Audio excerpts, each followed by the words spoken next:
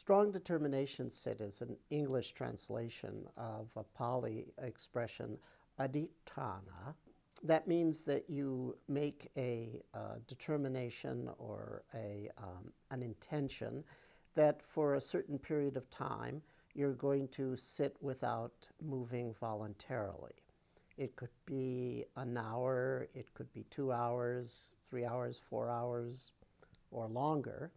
And in general, there is the issue of sitting for long periods of time, whether you make a vow not to intentionally move or not. I encourage people, as a general principle, at least occasionally, to do long sits and or strong determination sits. I think it's a very good way to push the envelope of practice. There are some parameters, of course, some basic principles you have to keep in mind. The first and obvious one, but still needs to be mentioned, is I would never encourage anybody to sit to the extent that it causes any harm to the body. Usually, for the average person, you would have to sit quite a long time to cause harm to the body in terms of joints or paresthesia of nerves or that kind of thing. Abiding paresthesia from having damaged nerves. I don't think that's likely to happen for the average person in just an hour or 2 hours of strong determination sit.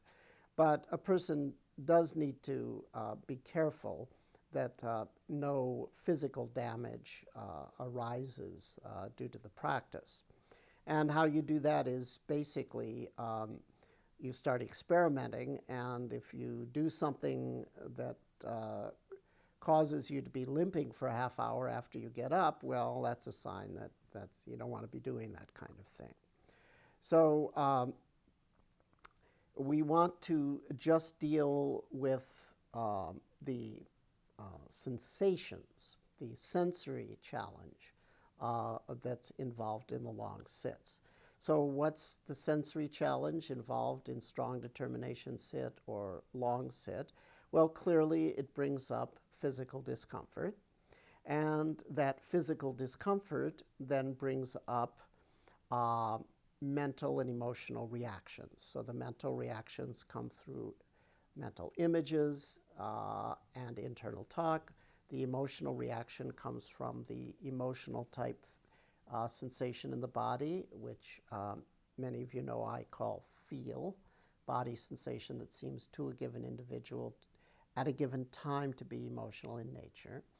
And then the more physical type sensations, the pain, the fatigue, and so forth, the sleepiness, possible nausea, those sensations I call touch in contrast to the feel. So basically, the longer you sit, the greater the intensity of sensory challenge that arises. Physical discomforts become more intense. Your feel, image, talk, reactions to it becomes more, to them become more intense.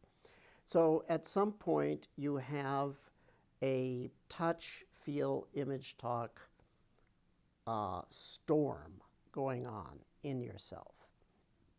Now, to the extent that you can bring concentration, clarity, and equanimity to that extent it's going to turn into a flavor of empowerment and purification. On the other hand, by forcing yourself to sit long or sit without moving, it may drive you into a state of concentration, clarity, and equanimity.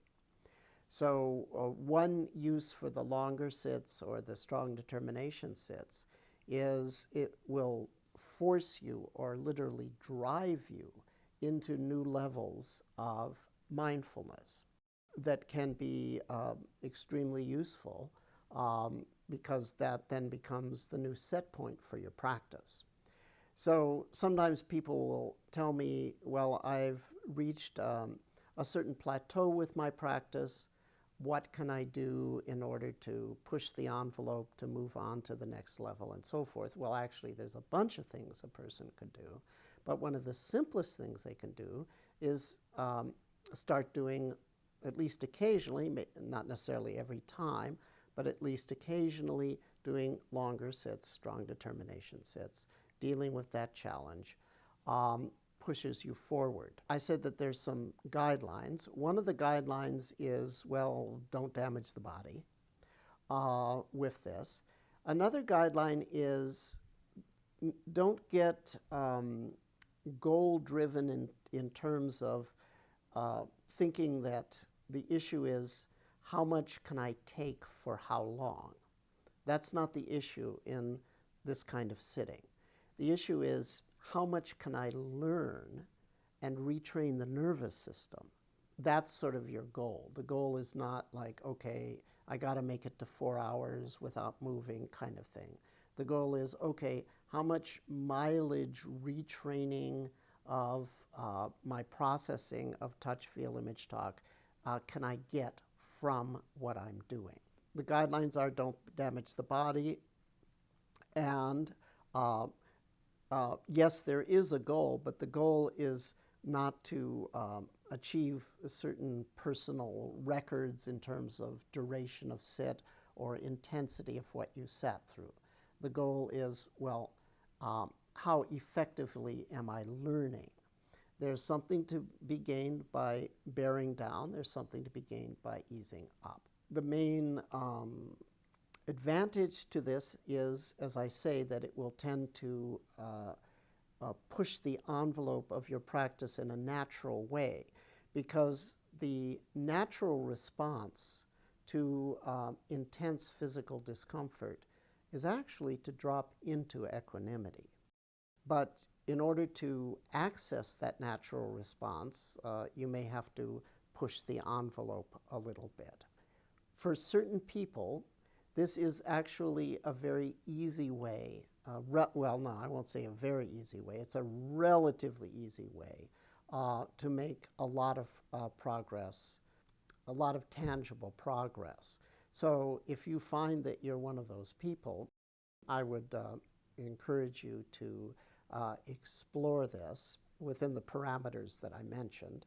Remember that if you've got 10 units of physical discomfort, 10 units of emotional discomfort, 10 units of disconcerting imagery, and 10 units of negative talk, if you can keep that all separate, you'll have 10 plus 10 plus 10 plus 10, which is 40. If they get tangled, you're going to get the impression of 10 times 10 times 10, 10 times 10 times 10 times 10, which is 10,000. Put alternatively, a level of perceived suffering that the average person would say is 10,000 and utterly unbearable. It's fainting, it's kill me now level for the average person. For someone with mindfulness skills, it's not 10,000, it's 40. And that's quite doable. So if you bear that in mind and explore in that direction, then this can be a very meaningful practice for you.